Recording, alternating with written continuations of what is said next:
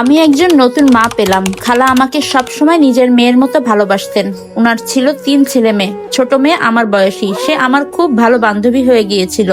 আমার জীবনে নির্মমতার হিসাব কখনোই মিলাতে পারতাম না। সারাক্ষণ নানির কথা মনে পড়তো। তার থেকেও বেশি ভাবতাম বাবা মাকে নিয়ে। তারা জীবিত থাকা সত্ত্বেও আমি ছিলাম এতিম। প্রায় এই ভাবনাগুলো আমাকে খুঁড়ে খুঁড়ে খেত। নিজেকে সামলাতে পারতাম না। আমি অনেক কাঁদতাম, অনেক। একদিন এভাবে কাঁদছিলাম, হঠাৎ শুনি কেউ বলল, এই মেয়ে, তুমি কি হাসতে জানো না? ঘুরে তাকিয়ে দেখলাম খালার বড় ছেলে। ব্যাস, এখন থেকে আমার জীবনে বদলে গেল। আমি সেদিন কোনো জবাব দিতে পারিনি, চোখ বড় বড় করে তাকিয়েছিলাম। প্রতিটি মানুষের জীবনে একবার ভালোবাসা আসে, যার জন্য সে হাসে, স্বপ্ন দেখে, কালো অধ্যায়গুলো ভুলে নতুন করে বাঁচতে শিখে। আমারও এমন সুখের স্মৃতি এসেছিল। খুব দ্রুত ভুলে গেলাম আমার জীবনে কি কি ঘটেছিল। ভুলে গেলাম কে চলে গেছে, কেই বা থেকেও না থাকার মতো আছে। তার সাথে আমার তেমন কথা হয়নি, শুধু একটি চিঠি দিয়েছিল একদিন, যেখানে লেখা ছিল, তুমি কি তোমার এই সুন্দর চোখ দুটি বাকি জীবন আমায় দেখতে দিবে?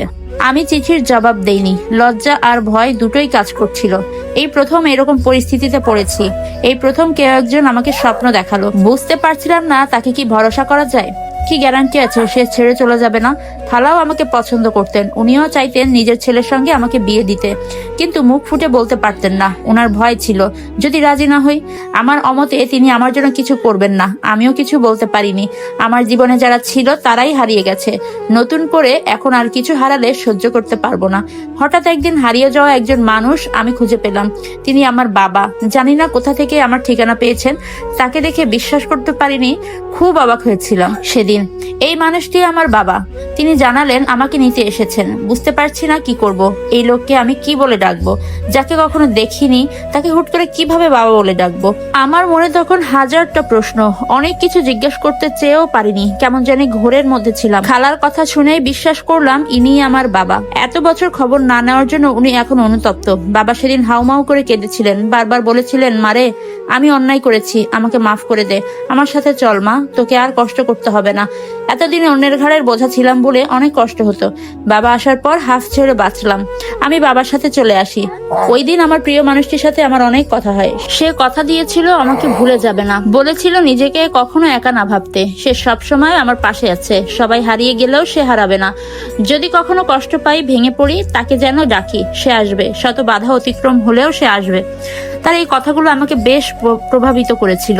খুব অদ্ভুতভাবে আমি তার ভাবনায় পড়ে গেলাম। অপেক্ষা করতে লাগলাম। আমি জানি আমার জীবনে অনেক কিছু ঘটেছে। জন্মের পর থেকেই প্রতারিত হয়েছি। আমার প্রিয় মানুষগুলো আমাকে ছেড়ে চলে গেছে।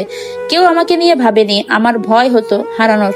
তাই কখনো কোনো আশা রাখতাম না। আশা মানুষকে ধ্বংস করে দেয়। সে আমাকে আশা দেখিয়েছে, আমিও বোকার মতো সেটা মনে গেঁথে নিয়েছি। বাবার ফিরে আসাটা আজব ব্যাপার ছিল।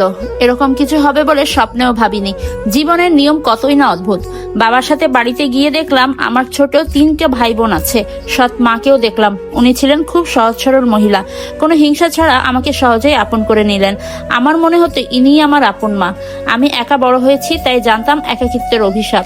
নিজেকে মানিয়ে নিলাম। আমার ভাই বোনদের সাথে দিনগুলো খুব চমৎকার কাটছিল। কিন্তু সময়ের সাথে সাথে বুঝতে পারলাম আমার বাবা মোটেও কোনো ভালো মানুষ নন।